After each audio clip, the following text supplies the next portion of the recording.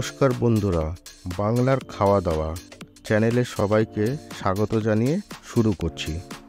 আজকে আমি তোমাদেরকে দেখাবো একটি অসাধারণ পটল চিংড়ির একদম আলাদা একটি রেসিপি।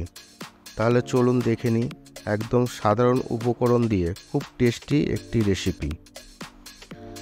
আমি এর জন্য নিয়ে নিয়েছি 4টে কচি পটল একটু বড়, আর নিয়েছি চালমগজ 2 টেবিল চামচ, সাদা সর্ষে কালো সর্ষে নিয়েছি 1 টেবিল চামচ, কাঁচা লঙ্কা নিয়েছি 4টে, ধনে পাতা কিছুটা নিয়েছি, আর নিয়েছি 3 টেবিল চামচ মতো সর্ষের তেল। এরপর পটলগুলো আমি ছুলে নেব, পটলের খোসা সম্পূর্ণ ছুলে নেব, একদম পটলের খোসা পুরো বাদ দিয়ে দেবো। পটলের খোসা ছাড়ানো হয়ে গেছে।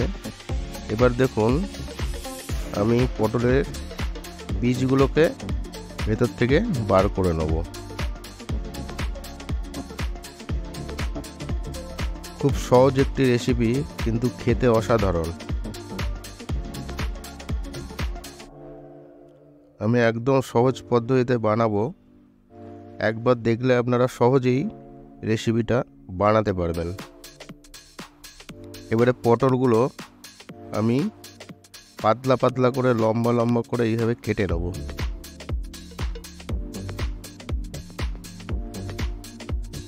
এই রেসিপিটা আপনারা রুটি ভাত যে কোনো কিছুর সঙ্গে খেতে পারেন, খেতে অসাধারণ লাগবে। পটল আমাদের কাটা কমপ্লিট হয়ে গেছে। এবার আমি চিংড়ি মাছ পরিষ্কার করে নেব। আমি 150 গ্রাম মতো চিংড়ি মাছ নিয়েছি। এইভাবে চিংড়ি মাছ পরিষ্কার করে নেব।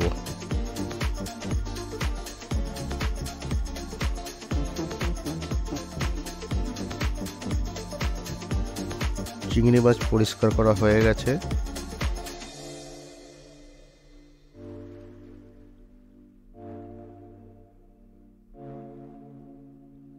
এরপর আমি চালমগজ আর সর্ষে পেস্ট করে নেব। এখানে সর্ষে, সাদা সর্ষের কালো সর্ষে দুটো মিলিয়ে 1 টেবিল চামচ সর্ষে পেস্ট হয়ে গেল, সর্ষে চালমগজ পেস্ট হয়ে গেল। এগুলো কত সুন্দর পেস্ট হয়েছে। এবারে আমরা একটা টিফিন কারের মধ্যে পটলটা দিয়ে দিলাম।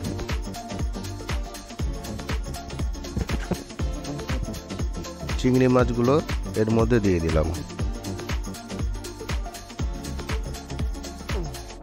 কাঁচা লঙ্কা 4 পিস আছে, মাঝখান দিয়ে চিড়ে নিয়েছি, দিয়ে দিলাম। চালমগজ আর সর্ষে বাটা এর মধ্যে দিয়ে দিলাম। আমি 1/2 কাপ মতো জল দিলাম, এর বেশি জল দেবেন না। সর্ষের তেল দিলাম। আমি 1 চা চামচ মতো সর্ষের তেল রেখে দেবো, লাস্টে দেবো। স্বাদ মতো লবণ দিলাম। 1/2 চা চামচ জিরা পাউডার দিলাম, 1/2 চা চামচ লঙ্কা পাউডার দিলাম, 1/2 চা চামচ হলুদের গুঁড়ো দিলাম। এবার আমি এগুলোকে সব একসাথে মিশিয়ে নেব ভালোভাবে।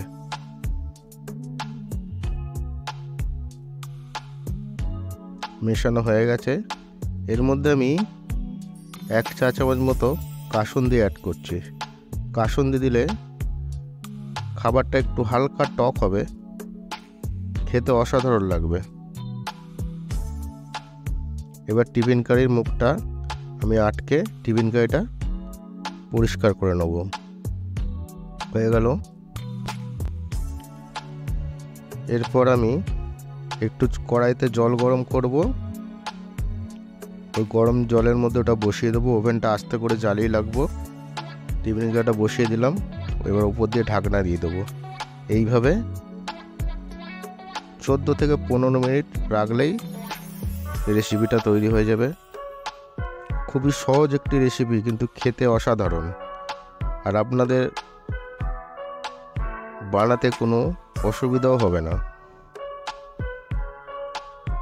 দেখুন 15 মিনিট হয়ে গেছে, আমি পটল চিংড়িটা নামিয়ে নিলাম। পটল চিংড়ি ভাপা। এরপর আমি এর মধ্যে